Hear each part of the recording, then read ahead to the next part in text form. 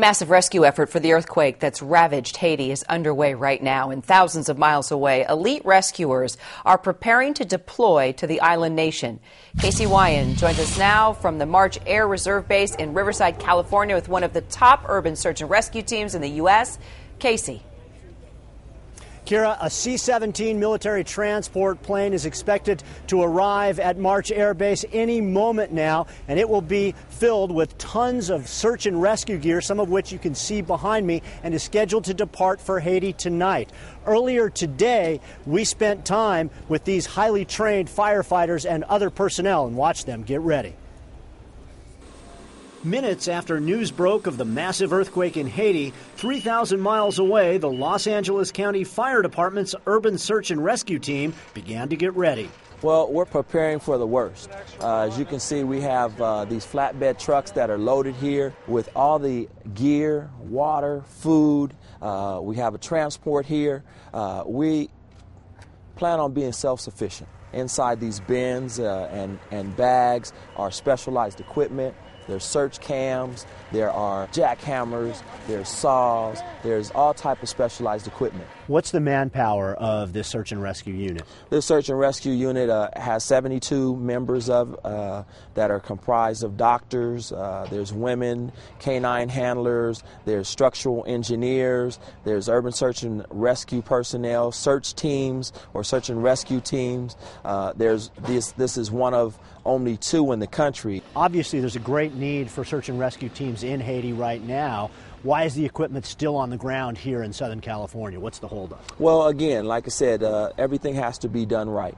We have to account for everybody. We have to account for the equipment. We have to make sure the transportation is adequate to be able to move all the equipment. You got to make sure it's safe for your crews on the ground to even land there, right? Absolutely. We want to make sure that. What's the information you're getting in relation to that right now? Well, we're hearing various reports, but again, we're not taking those reports for granted. We're waiting for the proper intel to be given to us, which is a notification that it is okay to go in and it is okay to do what is necessary to effect the rescues over there.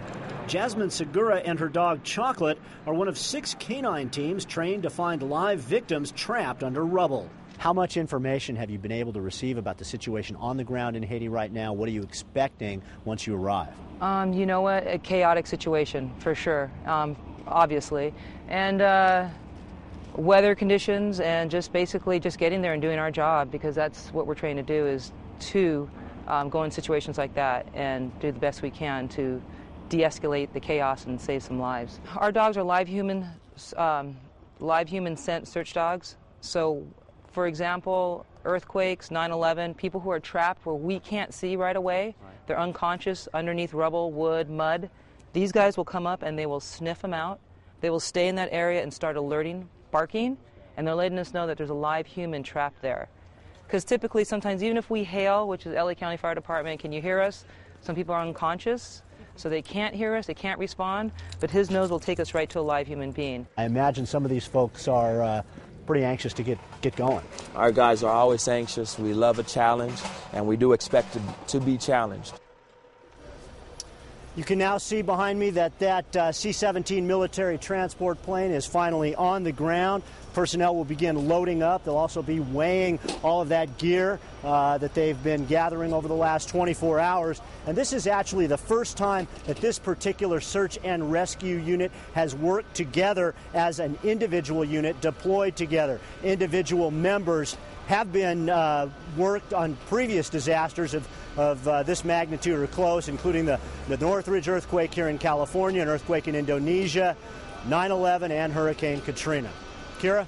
Casey, watching this live picture of the Air Force aircraft getting ready to take those supplies in, as we watch this unfold live, I also want to ask you about the men and women that are headed over there, not only bringing in supplies, bringing in the dogs to try to find survivors, but, you know, of course, they all have medical training as well.